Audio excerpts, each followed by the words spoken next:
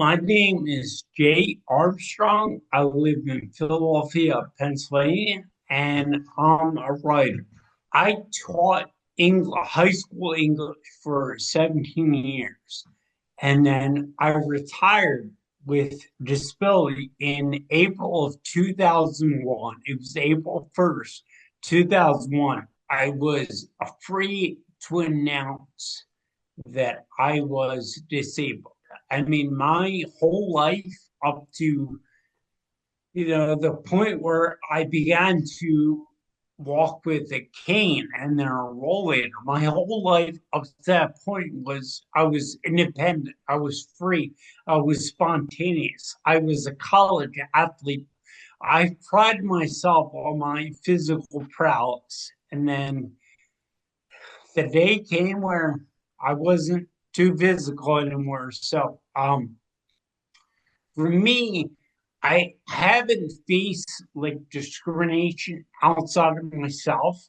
It's always been inside and learning to accept my own limitations. I think about this personal discrimination probably every day. I go through a period every morning before my feet hit the floor of acceptance. I mean, I call it my acceptance prayer, and it has nothing to do with religion. It's that in my mind, in my heart, in my soul, I know the day ahead is going to be hard. It's going to be full of challenges. Yet I need to embrace this day because I know that despite all the challenges, there's going to be moments of joy. There's going to be moments of greatness. And I need to be a part of that. I started a support group in my area for people with similar disabilities. And it's been going on now for 5 years. And it's one of the best things that I did.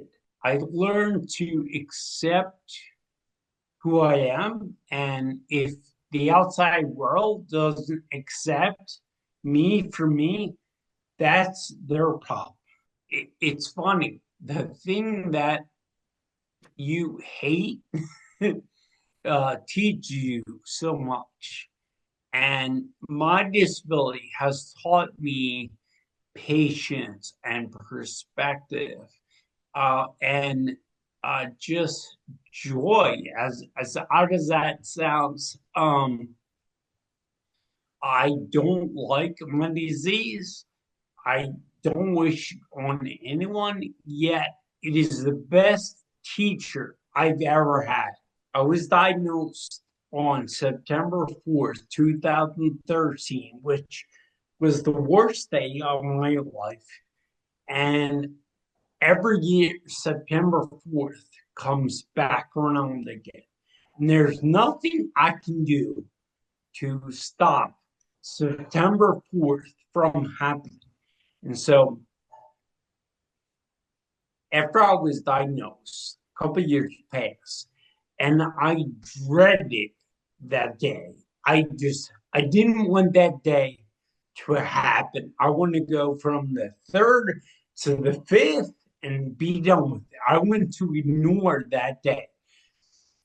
But as that day unfolded, I lost my power. I felt like I was sad, I was upset, I was in a stage of grief, and I didn't want to feel that way. So I learned that if I embraced the diagnosis, if I embraced the worst day of my life and didn't dread it, but celebrated it, I felt powerful. I wanted to regain that power back. I celebrate in a very, let's say, simple, ordinary way. I bake a cake because, like, who doesn't love cake? I cut the cake with my family and we celebrate that day. There is power in community. I think that if you can connect